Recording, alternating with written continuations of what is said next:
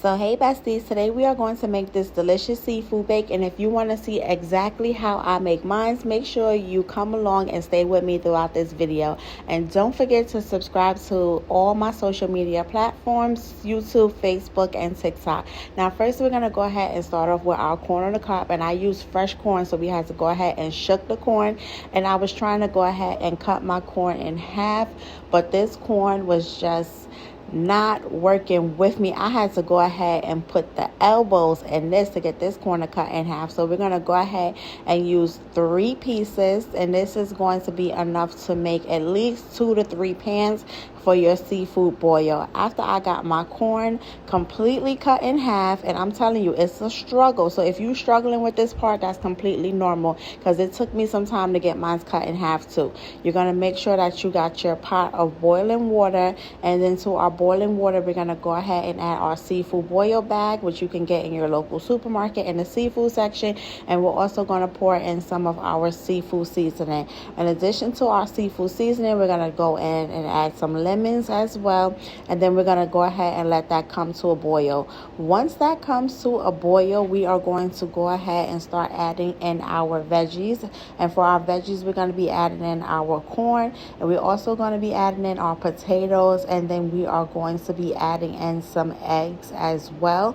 Once we get all of that added in there, you're going to go ahead and bring that back to a boil and then cook until done. Now while we are waiting for our corn, potatoes, and eggs to finish, we are going to go ahead and start prepping some of our other ingredients, which first we're going to go ahead and work on our sausage. I went on ahead and took some sausage out of the freezer, and we're just going to go ahead and slice it up. You can slice it up however you like. This is how I like to slice up my sausages, so then we're going to go ahead and get those sliced up. Once we get that sliced up, we're going to go ahead and put it to the side, and then it's time to prep our lobster tails. Now for the preparation of the lobster tails, I'm just going to go ahead and cut it right down the shell on the top half of the lobster tail, all the way until I reach the bottom. And I'm using my kitchen scissors for this.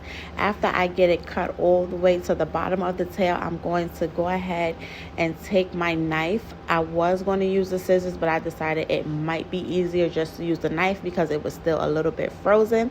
And I'm just going to go ahead and get in between there and cut it right down the middle. Once I get it cut right down the middle, I'm going to go ahead and put it to the side because we have to clean this. All of this right here, and you do not want that in your lobster while you are making your seafood boil. You have to make sure that you clean it. So we're going to go ahead and put that to the side, and we're going to split our other lobster tail the same exact way. We're going to take our kitchen scissors, cut the shell down all the way to the bottom of the tail.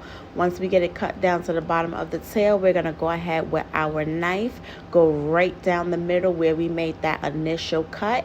Make sure that we reach all the way to the bottom through the bottom shell of the lobster, and then we're going to split it in half. And this is how it looks. Again, we have to clean this, so we're going to go ahead, take it, get a little bit of cool water and some lemon, and we are going to clean out our lobster.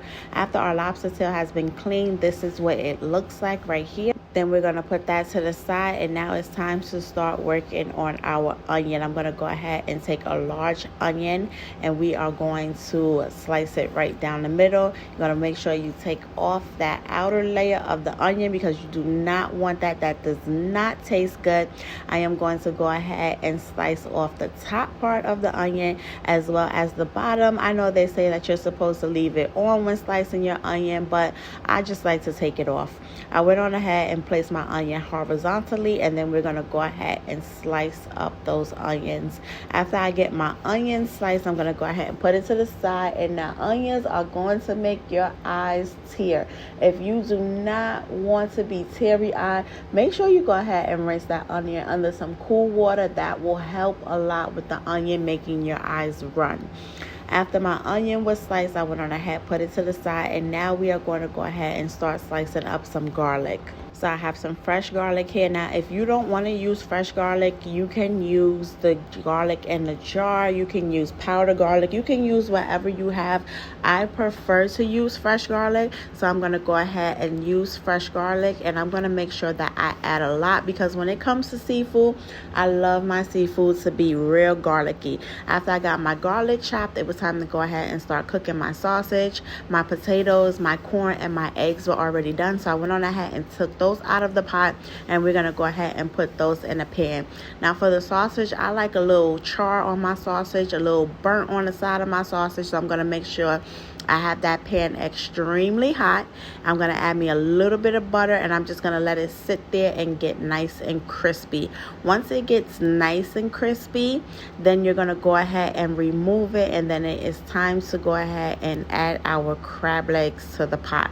Now when I add my crab legs, I'm going to go ahead and add in some of this Corona Sun Brew citrus. Now this is going to give it a nice citrusy flavor to your crab legs. You do not have to do this part. It's completely optional. It's just something that I like to do. Now that my crab legs are cooking, it's time to go ahead and make that sauce.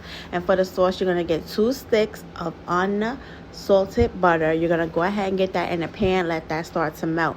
Once it starts to melt, we're going to go ahead and add in our garlic and our onions, and you are going to go ahead and add in your seasoning as well. And then for my seasoning, we're going to go in with some Old Bay. We are also going to add in some garlic powder and onion powder. And yes, I use garlic powder and fresh garlic. I just feel like you have to have it.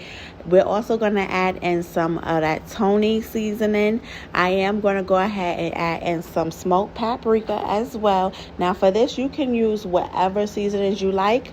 It's completely up to you. And we are going to add in a little bit of cayenne for some spiciness. Now if you don't like spicy, I suggest you leave the cayenne out. After our crab legs was done, we're going to go ahead, drop our lobster tail in the water, and it's only going to take a few minutes for that lobster tail to get done. After that, it's time to plate everything and add our sauce on top. Went on ahead and put a few pieces of lemon on the side and some of that sauce in a cup on the side for dip it. And when I tell you this was a 10 out of 10,